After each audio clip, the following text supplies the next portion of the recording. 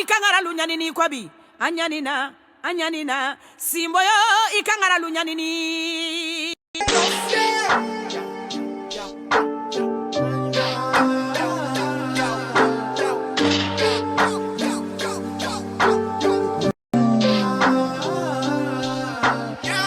Les éteindre avant la fin.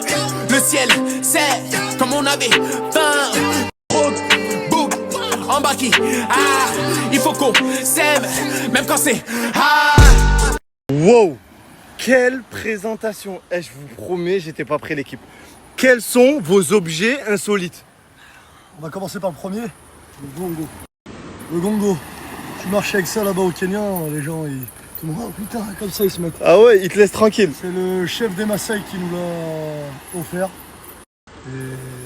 Et quant à ça, t'es respecté dans tout le Kenya. Il y a une vidéo juste après. Ça c'est le vrai couteau des Maasai. Il s'en sert pour découper des gens. Ils ont ramené une vraie lame. Malheureusement, je vais pas l'ouvrir après, on sait jamais. Ça peut être choquant pour n'importe quoi, mais c'est une vraie lame en dessous. Vraiment. Donc, vraie lame Maasai qu'ils ont ramené de là-bas. Les Maasai, on découpe personne. Pour les 50 000, ensuite 200 on va ramener. Pour les 50 000, on a J'ai même pas mangé pendant 3 jours. pour Hachmi déjà. Pour Hachmi déjà. Parce que je suis à Maasai, je suis alerte toujours. Et pour les abonnés aussi. C'est pour ça que vous êtes obligés de voter pour nous, tous les risques qu'on a pris pour vous. Et pour Hachmi aussi. C'est une claquette faite directement au Kenya. Il faut savoir qu'au Kenya, ils font les claquettes à base de pneus.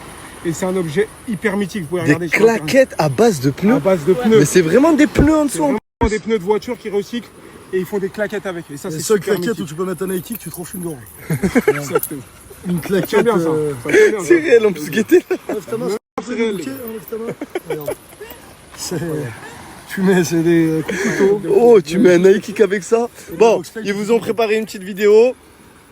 À peine arrivé au Kenya, on a rencontré 2 personnes qui allaient nous accompagner pendant notre aventure. Sur le trajet, il nous a expliqué qu'il y allait avoir une très longue route pour y arriver. Et on a dû marcher. Traverser des lacs. Ils ont même porté Anaïs. 8 heures de trajet plus tard, on est enfin arrivé au village. Le lendemain matin, on est resté toute la journée avec eux pour apprendre leur culture. Et ils ont même tenté l'impossible, faire sauter Anaïs. Et là, il nous explique la valeur de cet objet, qu'il est transmis de génération en génération et qu'il en existe que dans ce village. Regardez à quel point il est difficile de lui enlever des mains. Ils décident enfin de nous le donner et on les remercie à notre manière. C'est magnifique. Un câlin.